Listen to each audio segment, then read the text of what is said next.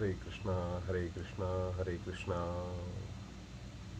जय हो गुरुदेव भगवान की जय हो जय हो जय हो। नारायण, पिछले सत्रों में हमने रामायण की कथा का महात्म सुना। रामायण की कथा से हमें हमारे जीवन में क्या परिवर्तन आ सकते हैं, हमें क्या फ़ायदा हो सकता है, हम अनंत पुरुष, अनंत भगवान, महापुरुष श्री भगवान से कैसे जुड़ सकते हैं, ये हमने इसके विषय में सुना। इसके फ़ायदे सुने कि कैसे ईश्वर की कृपा सिर्फ कथा मात्र सुनने से कलयुग में ईश्वर की कृपा हम पर बरस सकती है। या ऐसा कहना चाहिए जैसे कि इसमें भागवत कथा में वर्णन आता है कि सुखदेव जी, शुक यानी सुखदेव जी ने भागवत की कथा तमाम ऋषि मुनियों को और परीक्षित महाराज को सामने बैठाकर उनके प्रश्नों को उत्तर देते हुए जब सुनाए, तो यह भागवत कथा इतनी इतनी मधुर कैसे हो गई। और तुलसीदास जी और वाल्मीकि जी की लिखी हुई वाल्मीकि रामायण और रामचरितमानस इतनी कैसे मधुर हो गई। तो हम सुखदेव जी के बारे में थोड़ा सा कुछ सेकंड्स के लिए चर्चा करके आगे बढ़ेंगे कि शुक्ल में होता है तोता। जैसे कि आ, जैसे आम के जो वृक्ष होते हैं और उसमें जब आम गर्मी में फलता है और उसका जब पक जाता है तो वो कितना मीठा हो जाता है। लेकिन उसी आम को यदि तोता थोड़ा सा चख ले तो वो आम मिश्री से ज़्यादा मीठा हो जाता है। तो इसी को कहते हैं कि शुक यानी तोता। अब सुखदेव जी ऑलरेडी भागवत की जो कथा है वो ऑलरेडी मिश्री मिठाई यानी भगवान की भक्ति, भगवान के भक्तों की कथा, भगवान की कथाओं से भरी पड़ी है। उनके लीला धाम गुण साज सामग्री और नाना प्रकार के उनके पर्सनालिटी कहना चाहिए या व्यक्तित्व से भरी पड़ी है ना। वो ऑलरेडी इतनी मिश्री से भरी पड़ी है। तो नारायण, उसमें यदि शुक जी ने थोड़ा सा और चख लिया तो भागवत और मीठी हो गई।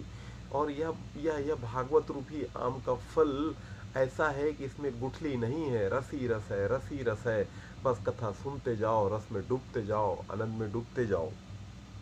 नारायण, या बड़ा हमें ध्यान से सोचना होगा कि जो तीन शब्द जीवन में होते हैं जो हर प्राणियों को सताते हैं, जिसे आप भाव रोग की संज्ञा भी दे सकते हैं। जैसे कि शोक होता है, मोह होता है, भय होता है। किसी भी जीव को शोक क्यों सताता है? क्यों? वह भूतकाल की किन्हीं बातों को याद कर करके कि मैं यह खो दिया, वह खो दिया, यह कर सकता था, वह कर सकता था, यह सब सोच सोच के शोक करता है।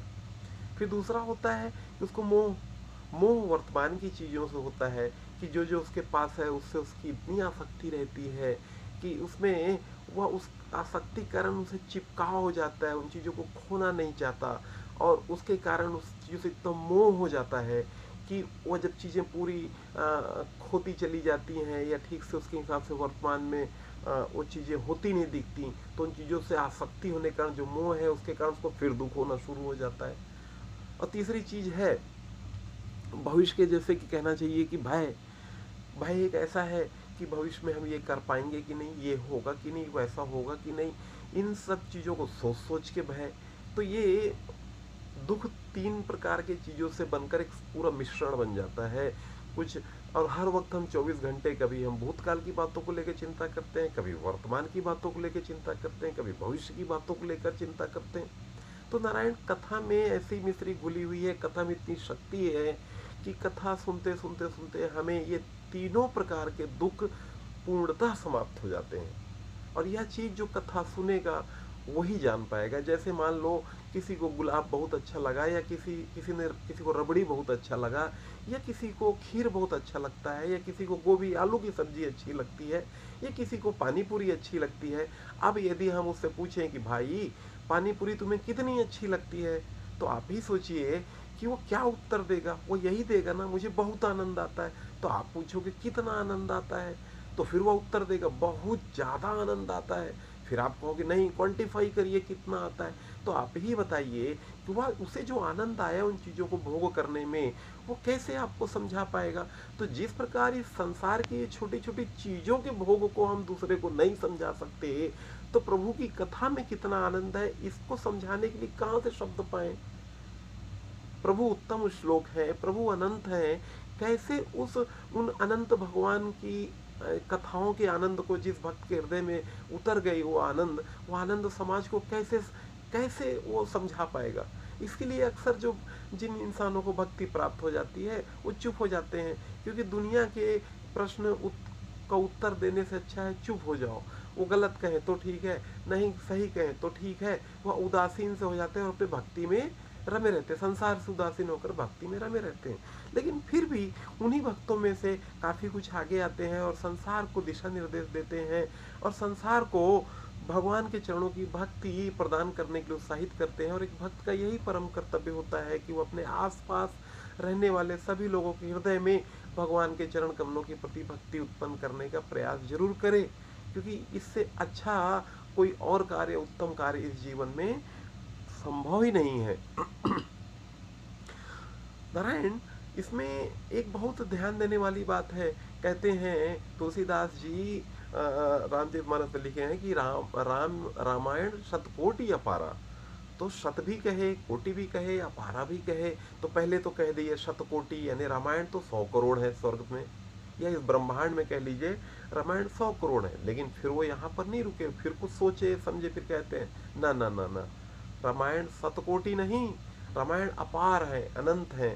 तो कहने का मतलब है अनंत रामायण है, उनको ना जाने कितने ऋषि मुनियों ने नाना प्रकार से रामायण के समुद्र को दोहन किया, समुद्र मंथन किया। किसी ने रामायण, और सभी जितने भी रामायण सब लोगों ने, सब ऋषि मुनियों ने लिखा है, वो अपनी मति बुद्धि शक्ति भगवान की कृपा के द्वारा उनको जैसे उनको भगवान की कृपा हुई उसी अनुपात में उन्होंने अपने अपने भगवान की कृपा से अपने अपने भावों को रखते चले गए, और सभी का नाम उन्होंने रामायण ही रखा। किसी ने वाल्मीकि रामायण रखा, किसी आनंद रामायण रखा, किसी ने भुषुंडी रामायण रखा, किसी ने भावार्थ रामायण रखा, किसी ने तत्वार्थ रामायण रखा, सबने रामायण रखा, सबने रामायण ही नाम रखा।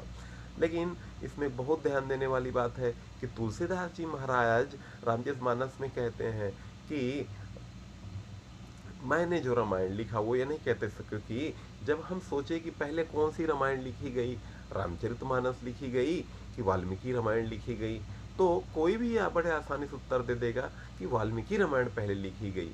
और यह सत्य भी है, वाल्मीकि रामायण पहले लिखी गई है। वह तो सतयुग में रामायण, त्रेता युग में रामायण लिखी गई थी। तो लेकिन तुलसीदास जी यहाँ कहते हैं कि यह रामायण जो है, यह रामायण मैंने नहीं लिखा, मुझ में कहाँ शक्ति है रामायण लिखने की, न मुझ में शक्ति न मुझ में भक्ति, मैं तो बस प्रभु का गुणगान करता हूँ। मैं एक अदना सा मनुष्य हूँ, मुझे कुछ नहीं पता। मैं तो इतना जानता हूँ कि इसमें माँ पार्वती मैया की इसमें बहुत बड़ी कृपा है और शिव जी की इसमें बहुत बड़ी कृपा है, तो इसे शिव शंकर ने लिखा है। कहते हैं कि शिव जी काफी लंबे अंतराल तक, क्योंकि शिव जी के हृदय में राम कथा हमेशा विराजी रहती है, हमेशा बसी रहती है। वही इनके अग्रणी कहना चाहिए कथाकार हैं शिव जी, और उन्हीं के वो राम जी के परम भक्त हैं, हर पल राम जी के चरणों में अपना मन रमाए रहते हैं। तो जब वो काफ़ी लंबे समय तक शिव जी की श्री रामचंद्र जी की कथा को अपने हृदय में समा कर रखे, और बहुत लंबे अंतराल के बाद उन्होंने यह कथा फिर माता पार्वती जी को सुनाई।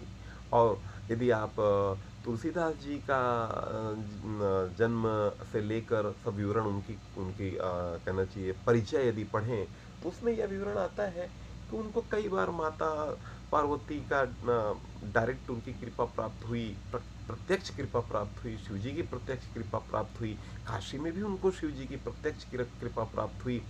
तो शिव जी की महान कृपा के कारण ही तुलसीदास जी रामायण लिख पाए। इसलिए वो साफ साफ कहते हैं कि ना ना, मैंने यह रामायण नहीं लिखा, यह रामायण तो मुझे माध्यम बना के शिव जी ने लिखा है। तो आप ही सोचिए नारायण कि वाल्मीकि रामायण पहले लिखी गई कि रामचरितमानस पहले लिखी गई। तो रामचरितमानस यह एक अद्भुत अद्भुत ग्रंथ है। इसमें इतने खजाने भरे हैं कि यदि इसमें कोई गोता लगाना शुरू करे तो उसे और किसी भी ग्रंथ की जरूरत ना पड़े।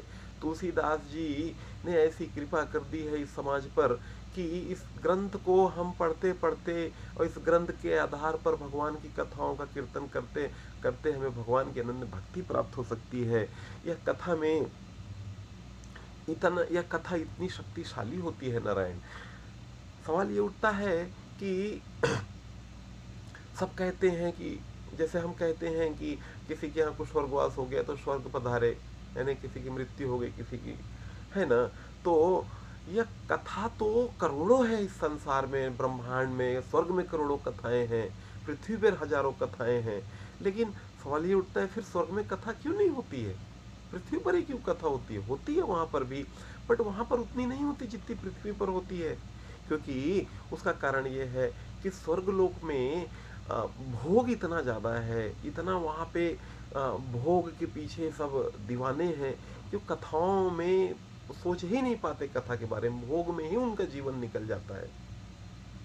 इसलिए जो सच्चा भक्त होता है वह कभी यह प्रार्थना नहीं करता कि मैं स्वर्ग लोक जाऊं, वो मात्र इतना चाहता है कि प्रभु मैं कहीं पर भी रहूं, बस मेरे हृदय में आपके चरण कमलों की भक्ति रहे, है ना। हमेशा नारायण वो यही सोचता रहेगा, यही गुनगुनाता रहता है, प्रभु आपके चरणों के प्रति मेरे हृदय में भक्ति रहे, मैं हमेशा आपके चरण कमलों के बारे में ही सोचता रहूं, मनन करता रहूं।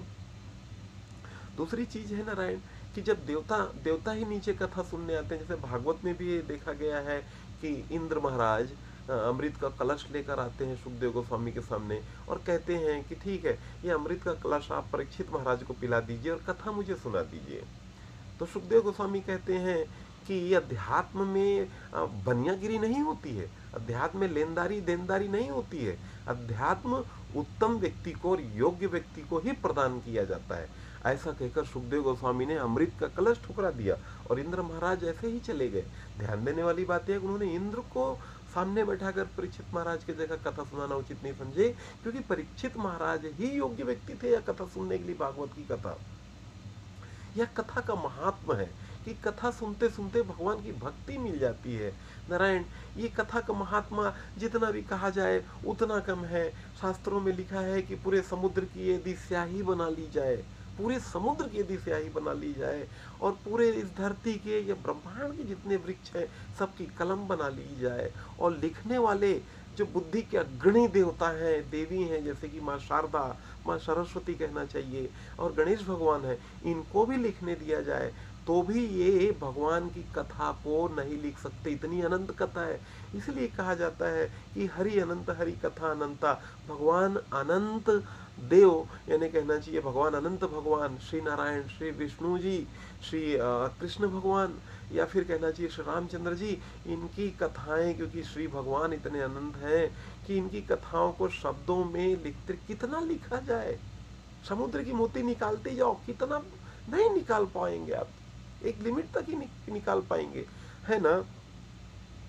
तो उसमें एक और भागवत में चर्चा होती है नारायण कि अनंत देव के हजारों मुख हैं, अनंत देव मतलब कहना चाहिए शेषनाग जी के हजारों मुख हैं, हजारों मुख से अनंत काल से वो भगवान नारायण के गुणगान करते जा रहे हैं, कीर्तन करते जा रहे हैं, बट आज तक उनकी कथा समाप्त नहीं होती है। जितना कीर्तन करते हैं उतना ही बच जाता है, जितना माँ सरस्वती उनके बारे में भक्ति भाव सोचती उतना और बच जाता है। तो यही है भगवान के कथा का महात्म। ये एक ऐसी चीज है जो हमें हृदय में उतार ही लेनी चाहिए, क्योंकि कथा से हमें और भी अनंत फायदे हैं। जैसे कि जो हमारे भवरोग होते हैं, भवरोग यानी जन्म मृत्यु जरा व्याधि, कि हम बार बार जन्म ले रहे हैं, हम बार बार मर रहे हैं, हम बार बार बूढ़े हो रहे हैं, हम बार बार बीमारी से सताए जा रहे हैं, और एक जन्म में नहीं हर जन्मों में, चाहे हम चूहा हो, बिल्ली हो, छछुंदर हो, या इंसान हो, शेर हो, कुत्ता हो, गाय हो, भैंस हो, हर योनि में ये चार चीजों से होकर ही हमें गुजरना पड़ेगा। और ऐसे अनंत काल से होते हुए फिर हम इस मानव तन में आके बैठे हैं, और इस मानव तन में भी आकर हम ऐसे कोई कर्म नहीं कर रहे हैं कि ये जो भाव रोग है, जन्म मृत्यु जरा व्याधि, इससे हमें छुटकारा मिल जाए। हम ऐसे ही कर्म कर रहे हैं आसक्ति से त्रस्त होकर, या आसक्ति से बंध कर, या माया के पास में बंध कर। माया ऐसी ठगनी शक्ति है कि हमें फिर इस जन्म में ठगे ले रही है, ऐसी भ्रामक शक्ति है कि फिर भ्रमित किए दे रही है। हमें ईश्वर से हमेशा यह प्रार्थना करनी चाहिए, हमें अपने गुरुदेव से हमेशा प्रार्थना करनी चाहिए कि हे प्रभु, हमें आप ऐसी कृपा हम पर करिए कि हम आपके भक्ति, आपके चरण कमलों की भक्ति की तरफ बढ़ते जाएं। तो ये इतनी शक्ति है कि यहाँ तक देवता भी पृथ्वी में कथा सुनने आया करते हैं। है ना। और देवता इसलिए आते हैं कि वो भोग, उनका भोग कहते हैं देवता जब पृथ्वी में आते हैं तो यहाँ के मनुष्यों के शरीर की जो सुगंध दुर्गंध कह लो वो उनको बर्दाश्त नहीं होती है इतनी ज़्यादा। हम तो आपस में रह भी लेते हैं, बात भी कर लेते हैं, वहाँ इतनी सुगंधियाँ हैं स्वर्ग में, और वो इतने सुंदर दिखते हैं कि यहाँ की स्त्रियाँ उनको मोहित नहीं कर सकती। स्वर्ग जैसे कि उर्वशी का उदाहरण ले लीजिए, रंभा का, है ना, कितनी अप्सराएं हैं वहाँ पर स्वर्ग में, मेनका। तो ये इतनी सुंदर वहाँ पर स्त्रियां हैं, अप्सराएं हैं कि वो उनको यहाँ की स्त्रियां मोहित नहीं कर सकती। वहाँ इतना भोग है कि पृथ्वी का भोग उन्हें मोहित नहीं कर सकता। इसीलिए वो यहाँ पृथ्वी में आते हैं कि पृथ्वी में आके भगवान की कथा वो निश्चिंत भाव से सुने। और इसीलिए आप देखेंगे शास्त्रों में कई जगह वर्णन आता है कि इंद्र भी आते हैं कथा में, यज्ञ में आते हैं, क्योंकि स्वर्ग में भागवत में एक और उल्लेख आता है कि स्वर्ग में यज्ञ नहीं होता, यज्ञ का विधान नारायण पृथ्वी पर ही है, यज्ञ पृथ्वी पर ही होता है। इसके लिए सब देवी देवता यज्ञ में अपने हविष अपना भाग लेने के लिए पृथ्वी पर आया करते थे। तो ये पृथ्वी का ये महत्व है, इसलिए भक्त अक्सर प्रार्थना करते हैं, प्रभु मुझे स्वर्ग नहीं चाहिए, न मुझे नरक चाहिए, न मुझे स्वर्ग चाहिए, मुझे वो चाहिए जो आपको चाहिए। यदि आपको नरक में डालना है तो डाल दीजिए, आपको स्वर्ग में डालना है डाल दीजिए। आप जमीन में कुत्ता भी यदि मुझे बनाना है तो बना दीजिए, बट कुत्ता भी बनाइए तो अपने मंदिर के आसपास ही रखिए कि मंदिर का जो जूठा प्रसाद है वह खाकर मेरा जीवन चल जाए, और मेरी मृत्यु भी मंदिर के चौखट में आसपास यहीं कहीं करवा दीजिए। आपकी जो इच्छा है करें, लेकिन आप इतना मुझ पर कृपा करें कि आपके चरणों के प्रति मेरे हृदय में भक्ति बनी रहे, निरंतर बढ़ती रहे। यही हर भक्त आशा करता है, हमेशा भगवान से प्रार्थना करता है, उनके चरणों में उनके चरण पकड़कर यही गिड़गिड़ाता है कि प्रभु मुझ पर यही कृपा करें, आपका प्रेम मुझे मिल जाए, आपके चरणों की भक्ति मिल जाए। और यही कथा का महत्व है नारायण, कि कथा सुनते सुनते, कथा करते करते भगवान की कृपा प्राप्त हो जाती है, भगवान की भक्ति मिल जाती है। और एक बात बताइए, जिसे प्रभु की भक्ति मिल गई हो तो क्या जीवन में उसके लिए कुछ करने या ना करने का कोई सवाल फिर उठ जाता है? सब कर्म वहीं ध्वस्त हो जाते हैं, सिर्फ एक कर्म बच जाता है, वह भक्ति कर्म। वह दिखता हुआ सब कर्म करेगा, अपने सब गृहस्थ जीवन के कर्म करेगा, सब धर्म निभाएगा, लेकिन अंदर से उसका एक ही कर्म बचा रहेगा, प्रभु की भक्ति, प्रभु की भक्ति, नारायण की भक्ति, श्री रामचंद्र जी की भक्ति।